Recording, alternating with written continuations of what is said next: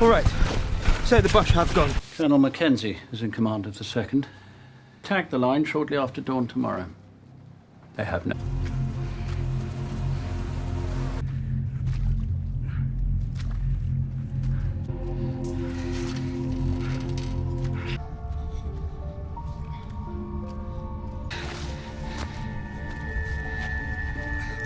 Even their rats are bigger than ours.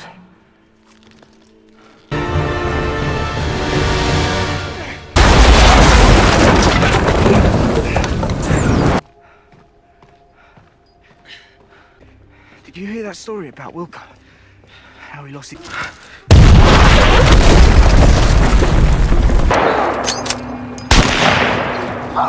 See Colonel Mackenzie! There's no bloody way you're getting in there, mate. Sergeant!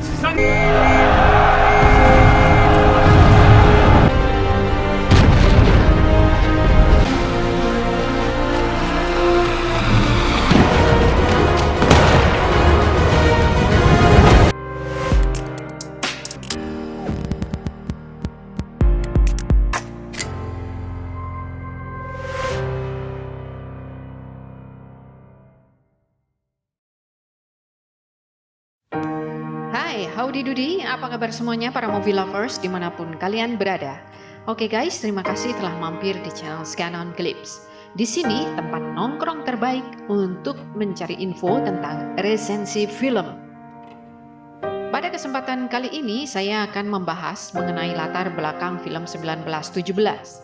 Nanti akan saya berikan ringkasan singkatnya sehingga teman-teman dapat mengidentifikasi karakter utama, mendeskripsikan latar, dan memberikan gambaran tentang konflik atau inti dari film 1917.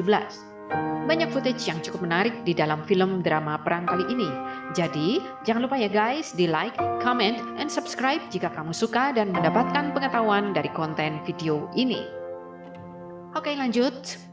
1917 adalah film drama perang dari Inggris yang disutradarai oleh Sam Mendes. Film dirilis rumah produksi DreamWorks Pictures dan Reliance Entertainment. Film 1917 mendapatkan penghargaan Best Motion Pictures dan Best Director di ajang penghargaan Golden Globe Awards 2020. Film ini juga mendapatkan 10 nominasi Oscar di tahun 2020. 1917 berlatar belakang Perang Dunia Pertama yang lebih dikenal dengan Perang Parit, yang membentang dari Selat Inggris di utara hingga pegunungan Alpen Swiss di selatan, dengan panjang parit kurang lebih 430 mil. Daerah yang dilalui berlumpur penuh dengan bangkai hewan, jasad manusia, kabel berduri, dan puing-puing ledakan. Hampir tidak ada rumput atau pohon yang terlihat. Menariknya lagi, 1917 juga merupakan film yang kisahnya terinspirasi oleh penggalan cerita dari kakeknya Pak Mendes, sang sutradara itu sendiri, yang pernah berperan sebagai messengers atau pembawa pesan bagi Inggris di zaman jadul selama operasi Albrecht pada tahun 1917. Pada saat di mana Jerman mengkonsolidasikan pasukan mereka dengan menarik para prajurit kembali ke garis Hindenburg. Jaringan pertahanan yang baru dibangun dan dibentengi secara masif dalam persiapan untuk potensi operasi ofensif lanjutan. Begitu ceritanya menurut kakeknya Pak Mendes. Pada Perang Dunia Pertama, ketika Messengers dikerahkan, risiko kematian oleh tembakan penimbak jitu dari Jerman sangatlah tinggi. Jadi, petugas Messengers dikirimkan berpasangan, sehingga apabila sesuatu terjadi kepada salah satu di antara mereka, maka yang lain bisa menyelesaikan misi tersebut. Plot film ini berpusat kepada dua pembawa pesan pasukan Inggris, yakni Mas Tom Blake dan Mas William Scofield, yang berlari melintasi No Man's Land di Prancis Utara. Tanah bertuan tersebut memisahkan antara parit pasukan Inggris dan parit Jerman. Mereka dikirim untuk menyampaikan pesan bagi tentara Inggris di garis terdepan. Mereka berdua ditugaskan dalam periode ketidakpastian yang menakutkan bagi pihak Inggris. Pada 6 April 1917, pengintaian udara telah mengamati bahwa tentara Jerman yang nampaknya telah mundur dari sektor front barat di utara Prancis ternyata bukannya mundur, tetapi melakukan penarikan strategis ke garis Hindenburg baru. di mana mereka menunggu untuk menjebak dengan artileri sekitar 1.600 pasukan tentara Inggris yang akan menyerang. Dua kopral muda Inggris, Mas William Scofield dan Mas Tom Blake, diperintahkan oleh Pak Jenderal Erin Moore membawa pesan untuk Kolonel Mackenzie dari Batalion Kedua Resimen Devonshire untuk membatalkan serangan terjadwal keesokan paginya yang bakal membuat Inggris kehilangan nyawa 1.600 prajuritnya apabila tetap diteruskan, termasuk diantaranya Pak Letnan Joseph, abang kandung Mas Kopral Tom Blake. Tugas tersebut dianggap mustahil karena mengharuskan kedua tentara itu untuk melewati daerah teritorial musuh. Dua kopral muda ini berjibaku dan berjuang keras demi menyampaikan pesan. Scofield dan Blake melintasi tanah tak bertuan celah antara parit Inggris dan Jerman yang bukan milik kedua belah pihak, membentang di antara parit Inggris dan parit Jerman yang telah ditinggalkan. Scofield kemudian melukai tangan kirinya di perjalanan.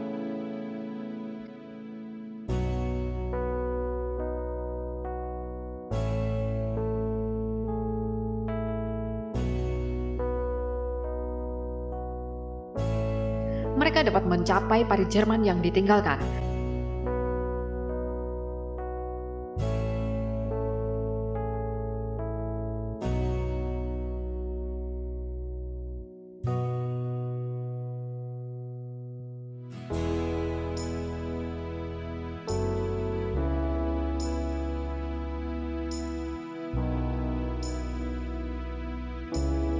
Scofield hampir terbunuh ketika jebakan kawat rangkap yang dipasang oleh Jerman dipicu oleh seekor tikus meledak di barak yang ditinggalkan. Ledakan itu hampir membunuh Scofield, tetapi Blake kemudian menyelamatkannya. Keduanya dapat melarikan diri dari bekas barak Jerman tersebut. Jerman menghancurkan dan memusnahkan apapun yang mereka lewati agar semuanya menjadi tidak berguna bagi musuhnya di belakang. Mulai dari kabel listrik, pipa air, jalan, jembatan, serta seluruh desa di sepanjang eksodus mereka ke jalur yang baru dibangun. Dikelilingi oleh kehancuran, para messengers harus menghadapi rintangan yang ditinggalkan oleh pasukan Jerman yang mundur. Melanjutkan perjalanan mereka, kemudian tiba di sebuah rumah pertanian yang ditinggalkan.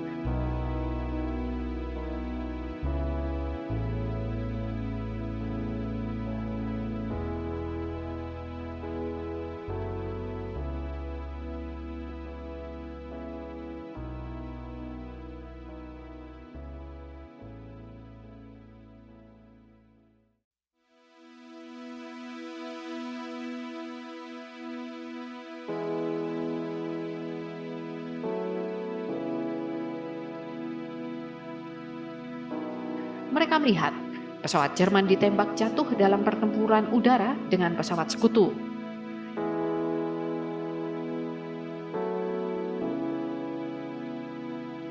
Scofield dan Blake menyelamatkan pilot yang terbakar.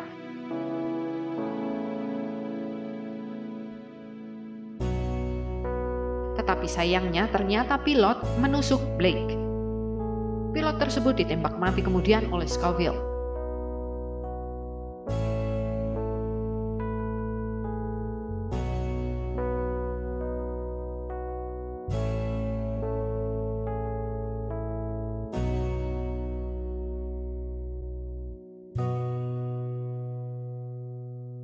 Pada saat ajalnya, Scofield menghibur Blake. Dia berjanji akan menuliskan surat untuk ibu Blake, menyelesaikan misi mereka, dan menemukan saudaranya. Scofield mengambil cincin dan label anjing Blake untuk diberikan kepada keluarganya setelah Blake meninggal, serta surat dari Jenderal Erin Moore.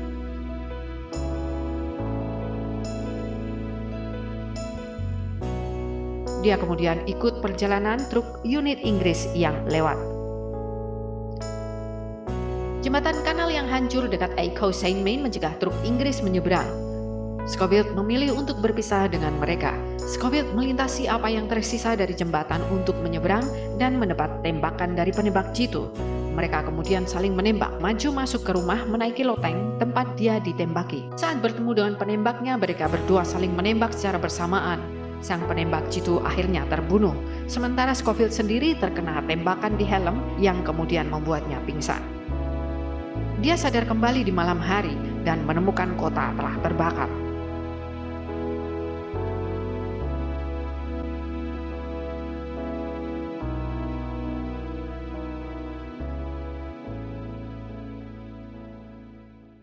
Dia berlari dari musuh ke dalam ruangan bawah tanah dan menemukan seorang wanita Prancis yang bersembunyi dari pasukan Jerman dengan seorang bayi.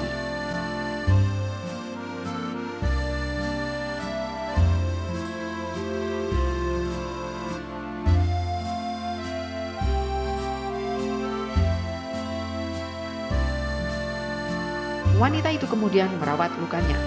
Scofield memberinya bekal ransum makanan kaleng dan susu perah yang dia ambil dari pertanian. Wanita tersebut memintanya untuk tinggal sementara waktu, namun Scofield memutuskan untuk pergi. Setelah mendengar lonceng jam di dekatnya dan menyadari bahwa waktunya sendiri pun hampir habis.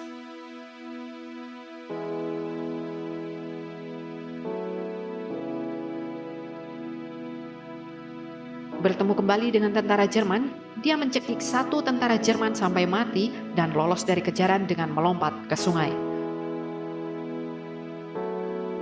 Dia kemudian tersapu air terjun sebelum mencapai tepian sungai.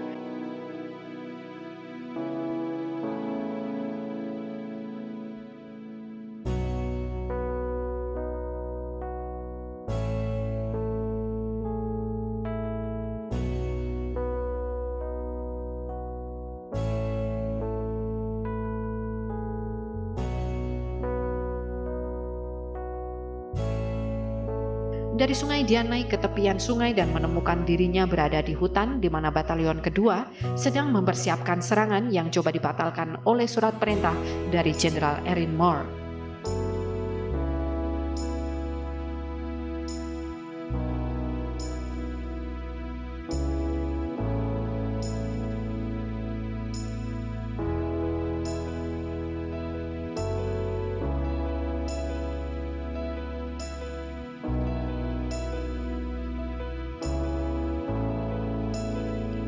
Saat kompi mulai bergerak ke depan, Scofield mencoba berlari dan bertanya kepada pemegang komando agar dapat menemukan Kolonel Mackenzie tepat waktu.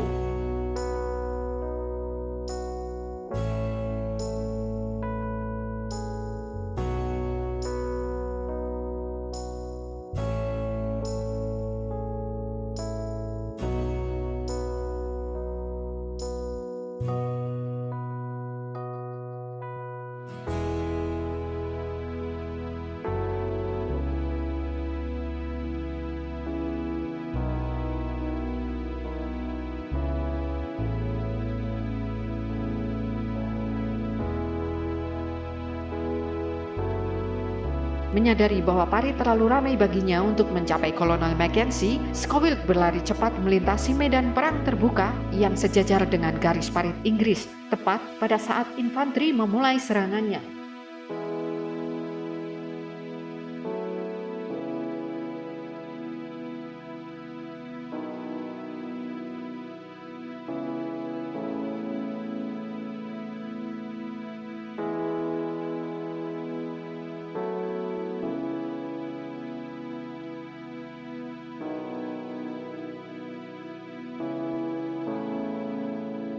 Dia kemudian menemukan di mana Mackenzie berada, menerobos ke pertemuan taktis yang dipimpin Mackenzie dan memaksa untuk masuk demi menemui Mackenzie. Dia menyodorkan pesan dari Jenderal Erin Moore. Mackenzie membaca pesan itu dan dengan enggan akhirnya mau membatalkan serangannya.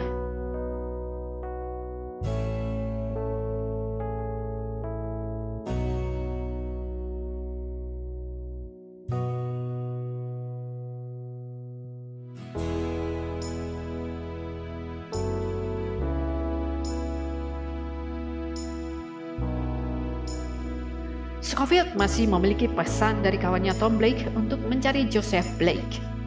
Dia kemudian segera mencari Joseph dan ternyata berada di antara prajurit gelombang pertama yang terluka.